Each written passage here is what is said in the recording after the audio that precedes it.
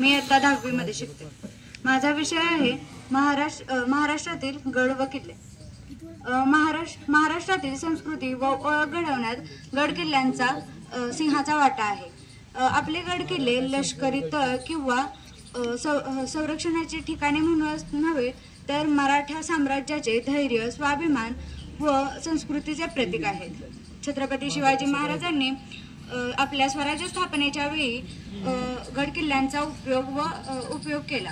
त्यांनी गड किल्ल्यांचा वापर प्रशासन, संरक्षण व सामाजिक कामासाठी केला।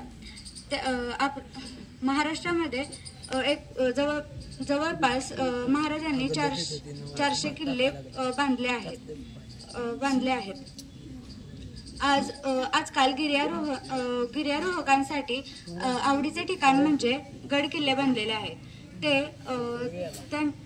गड किल्ल्यांवर जाण्यामुळे त्यांचे शरीर तंदुरुस्त बनत आहे, त्यांना इतिहासाबद्दल आवड निर्माण होत आहे। मात्र गड किल्ल्यांची आजची स्थिती फार बिकट आहे। नैसर्गिक आपत्ती